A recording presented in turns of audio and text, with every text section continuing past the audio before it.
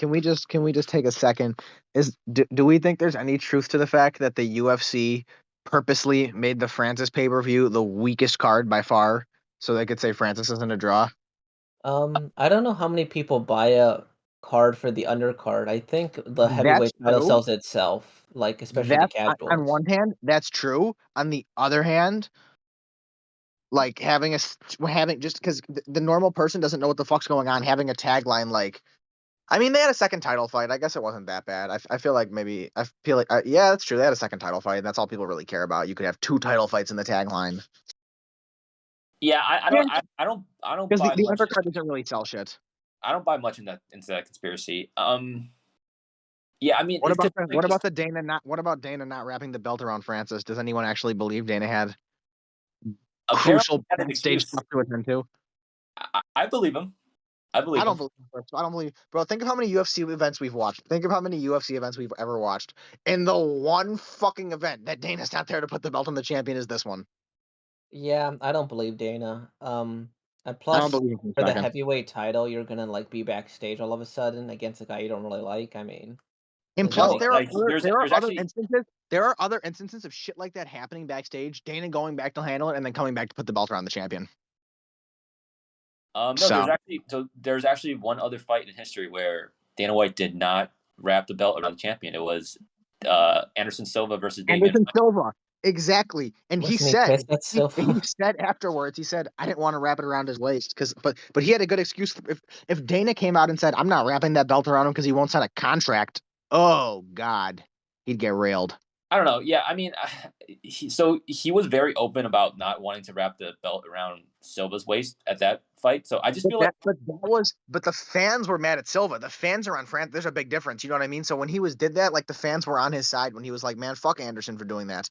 But now if he's like, man, fuck Francis, most of the fans are like, man, fuck you.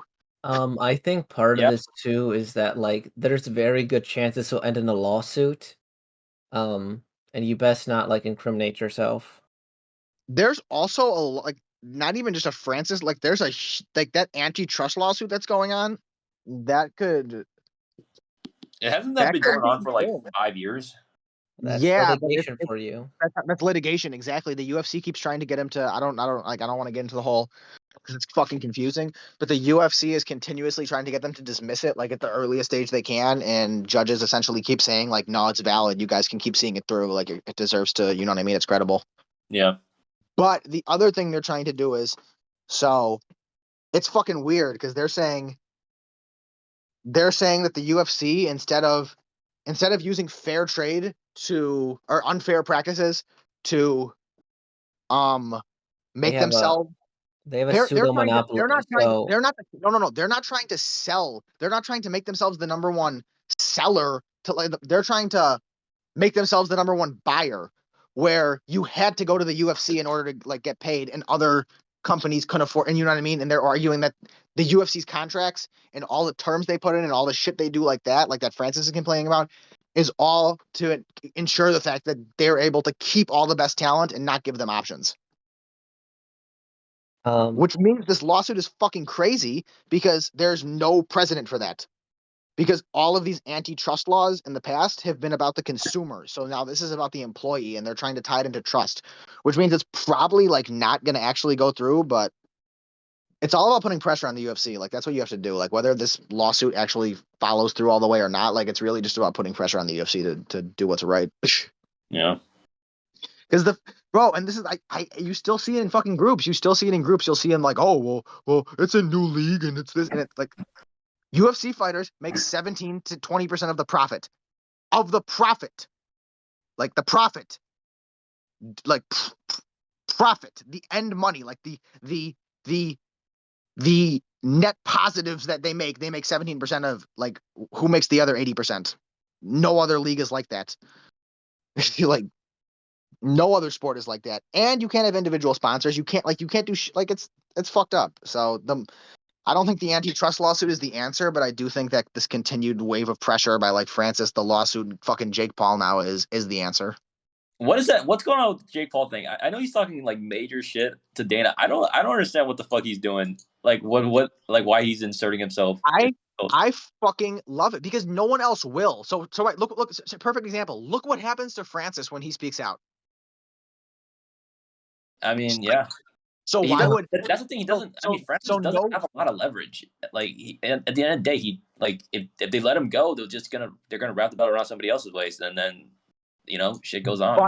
But that's true. However, if he walks away with their heavyweight championship, like he delegitimizes the company. Like the lineal heavyweight champion of the UFC is now like Bellator or One or Ryzen or even they could say like we have the best heavyweight in the world. You fucking don't. Like he's better than honestly, I don't think it matters. Like I don't think it matters to the UFC. Like I don't think like it matters to like the people who buy the thing. Like I think because the UFC is trying to like they've been trying to monopolize MMA for the last fucking however long. You know what I mean? So if all of a sudden their lineal heavyweight champion goes to Bellator and gets paid more money, why are other guys not gonna? You know what I mean? Why would other guys not do the same thing? Yeah. Like that's a very bad. It makes the UFC look bad to like the public eye because they're like, yo, they just lost the fucking heavyweight champion to another promotion who's paying them better. Like that looks terrible. It looks terrible. And bro, it sucks. It sucks how greedy they fucking are. Like you're literally like they're beating the brain cells out of their head for our entertainment while you sit in a fucking boardroom and you're taking the majority of the money. Yeah. Like it's unbelievable. It's unbelievable. I think and they'll never change when they have to. Yeah, I think the Francis situation is interesting because he's been saying like it's like not about, or he's like it's more than the money or something. It's like something about like respect. He felt like he felt like the UFC has been like I don't know like disrespecting him in some way, which they probably did. I mean they made that interim title fight like way too soon. The one they disrespect every single competitor they have with their contracts. Yeah. Yeah, I think Ngannou making $500,000 is pretty abysmal. And that's so, a joke. So like okay, one sec. That's obviously they're probably not selling like Tyson Fury and Deontay Wilder, but like let's be real. Like okay, so the average like a UFC card with a shit headliner, like a bad headliner gets you like 150, maybe 200,000. An average headliner like Oliveira Chandler gets you like 300K. Like that's like the average. That's an average ass card. So anything over 300K is like all. Like Francis and Stipe's last fight did 500-600K. Like they should be getting fucking 5, 6, 7, 8 million at least for that. Like that's half of the fucking pay-per-view sales are directly attributed to them. Yeah, but did you see that interview where Francis was like he like turned like he basically lost like $7 million by not re-signing with the UFC or something? I think I don't okay, so one sec. Let me clarify this. Because when he means he lost $7 million, is that a good thing? Like think of how many fights they probably offered him on that $7 million contract, bro. Like he can make that with one. He could make triple that with one boxing fight. I don't know about that. Him and Tyson Fury. And Tyson Fury sells almost 1 million pay-per-views. I mean, he might make $10 million. You're saying you would make $20 million? I don't think so. Yeah, boxing between guaranteed fight purse, pay-per-view cut, and promotions, because he can have sponsors on his shorts. He'll make an extra couple million just off his fight shorts if he boxes. I also think Ngannou is more interesting. It's very easy to market. UFC hardest puncher versus greatest boxer. Who wins? Yeah, like best boxer of this generation versus literally like hardest puncher of I ever. also think boxing would do a really good job of marketing Ngannou's backstory, which somehow the UFC doesn't do a good job of. They mention it, but they don't. I think they do a good job. I mean, I don't think it's to the point where how boxing could make it mainstream. You know. This is the thing about Francis. So like they haven't done like the worst job, but like now, let's be real. Let's be real. You have this fucking 260-pound killing machine who hits like a fucking plane, who comes from fucking dirt poor nothing, fucking working in a sand mine to make it to be the heavyweight champion of the fucking world, and simultaneously is the nicest fucking person in the world. Like, why is he not the biggest star on the planet? Like, I think part of it was that they haven't done a great job. Like part of it was in boxing, Francis is a much bigger star than he would be in UFC because they market him right. I disagree. Because I think if Ngannou goes to boxing and he fights Tyson Fury, he's gonna get totally embarrassed. And I Oh, think, it's a one and done. It's 100% a one and done today. yeah, But he would get paid. He would get paid more for that one fight than if he fought out a whole UFC contract. Yeah. yeah, right. So why would you fight out a whole UFC contract? And that's what I'm saying, and that's why UFC's fucking shiesty, bro. Because he literally said, I want to box, and I want to box like with the UFC because like that would make the event bigger. So I don't know what the fucking problem is. I mean, I see from UFC's perspective, like they don't want to establish that precedent. I mean, they did it with Conor, but you kind of have to make that exception with Conor because that was like a The 9-figure second biggest boxing fight fight. of all time, like the second Yeah, biggest fight of our lifetimes. yeah. But then if you keep like if you set this precedent though, like other motherfuckers who like have no name value going to be like, yo, I want to like have this boxing clause in my contract, and then it's going to be like a whole mess. I think on their part. I mean, that's true, and that's definitely. I mean, I see both perspectives. I think if the UFC was like, you can't box, but we're gonna pay you fair, I think Francis would make that concession.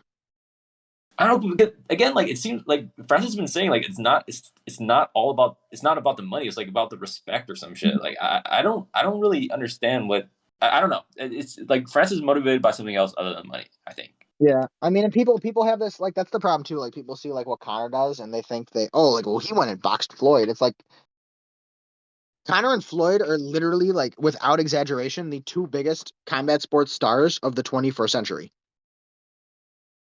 Yeah. Like go look at the five biggest fucking pay-per-views of all time and go tell me the common denominator. Like go look at the 10 biggest of all time, tell me the common denominator. Like you can't like Francis doesn't as much as I like Francis, like and he should be a bigger star, like he doesn't have the right to ask for the things that Connor asks for. Yeah. Yeah. Totally.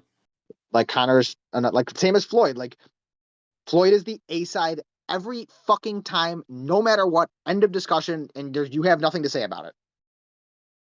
Like, and that's how it goes because like he earned that respect, and like you have to like you know what I mean. Like if Francis was selling a million pay-per-views every fucking time, I think that boxing clause would be a lot more reasonable. Yeah, that's the thing. Like if Francis, like if he was like a guaranteed million pay-per-view like buy type of fighter, it's a totally different. If he was even like an Izzy, like a draw, like an Izzy level draw or a Masvidal level draw, where he could consistently get you 700, 800,000. Yeah. I think he might have more of a say, but I mean he's not that, and the UFC could definitely market him better.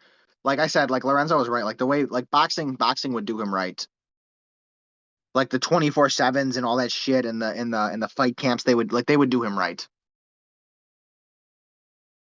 Yeah. Ngannou, I think he's making the smart money. He's gonna wait out his contract. He's injured anyway. He's out for the rest of the Yeah, year. he's got 9 months anyway, no matter what. Yeah. He can start negotiating after his contract's up. Fight Tyson Fury. Fury will love the fight too. Make a good 10, $15 million minimum.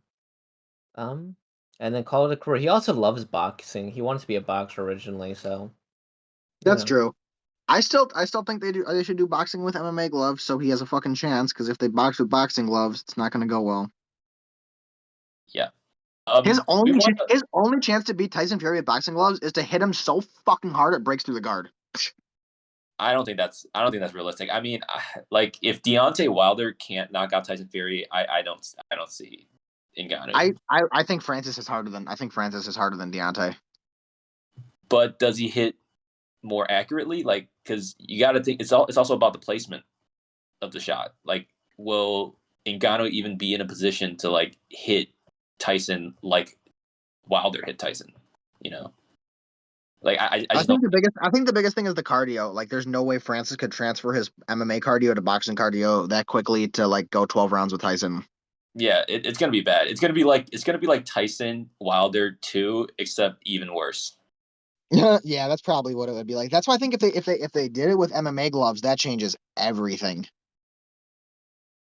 Yeah, Because then if Fury can't block with his guard, he can't block with his gloves, he can't parry with his gloves. Like it's a that is a that's a fucking toss up, honestly.